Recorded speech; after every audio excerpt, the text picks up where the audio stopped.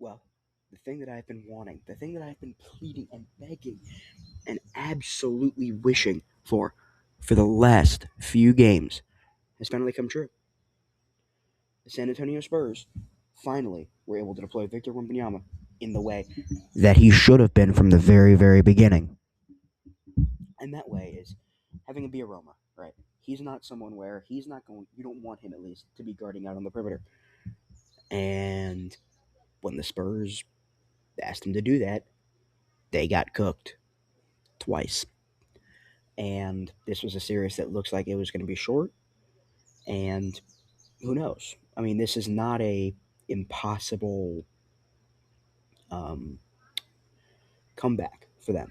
I mean, this Spurs team has just come back from this lead in less than, what, 2 weeks' time at this point when they played against the Oklahoma City Thunder. Now, for the Knicks, I do think that if they were going to take a game, it would be game four.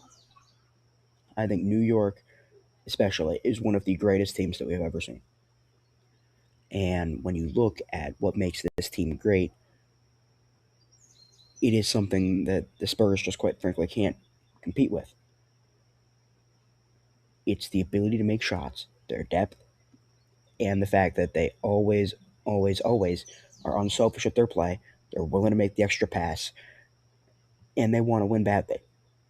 And that reminds me a lot of the late Tim Duncan era Spurs, where it's like, yeah, they have the talent there for sure.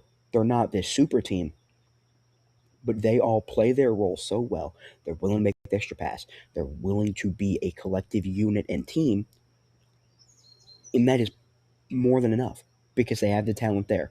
And looking at this game, right, the collective talent didn't step up, and more specifically, Karl Anthony Towns didn't step up. Mikal Bridges didn't step up. Landry Shamet didn't step up. Right?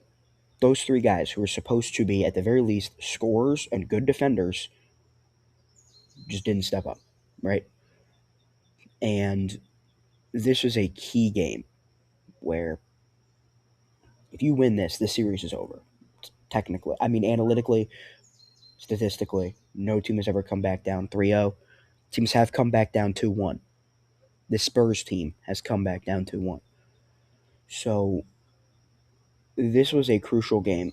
And whenever you have Karl Anthony Towns, 4 for 10, Mikal Bridges, 1 for 5, Landry Shamet, 1 for 8. Like, whenever you have all of these things compounding, that is going to hurt you. And then on the other end, when you have both Stephon Castle and Victor Wembanyama combining for 55 points, that will hurt you. When the thing that you have banked on this entire series being Karl Anthony Towns is going to be such a great defender that Wembanyama can't do anything, when that doesn't work, that is a problem. Victor Wembanyama was aggressive in this game. He also got to his spots a lot better, I think. I think he was more aggressive, more decisive, and wasn't settling as much. He wasn't settling for turnaround Jays as much. He was just getting to his spots much more comfortably, and he was using his size to really push the defense off of him and kind of let New York know, you, even if you won, you can't guard me. The best person that you can put on me, I'm a half a foot taller than him.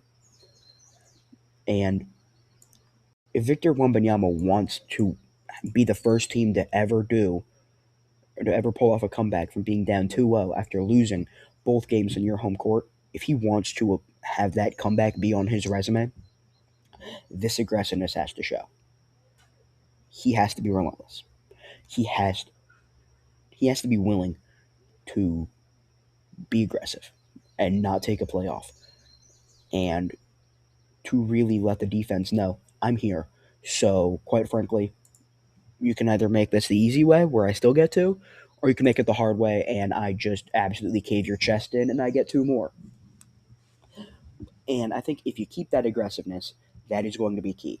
Another thing, the depth stepped up, right?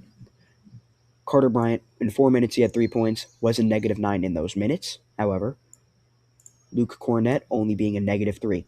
Perfectly fine with that in the non-Wembanyama minutes. Perfectly fine with that, right? You lose a point every 3 minutes. Perfectly cool. Absolutely fine. Another player who stepped up, right? Devin Vassell. He didn't take as many shots, but he shot 3 for 4 from three, and subsequently from the field. Right? He was good. We already mentioned Stephon Castle, right? 23 points, 5 rebounds, 5 assists, and a steal and a block, right? Because defense matters. It's half the game. But you have all of these factors that should tell you that the Knicks got dog walked, right? But then there's that man number 11 and number 8. OG Anunoby played phenomenal basketball. 28 points and 5 rebounds and 2 blocks. Jalen Brunson did not score efficiently, as he hasn't done all series, really, where Brunson this series is only shooting 37% from the field. That's it. His scoring has not been there. His 3-point shot has been better, but it hasn't been what you would like. And I think going with a one-on-one matchup for him is the way to go. And I know that that isn't great, but I feel like you've got to make sure that you don't let anyone else beat you, because quite frankly, the last 2 games, they were beating you. The role players were making their shots. Role players were stepping up. I mean, you've got to adapt. And this game, they finally adapted. And they also got a little bit of help from the referees. I'm not going to lie about that. But you get all this help stepping up.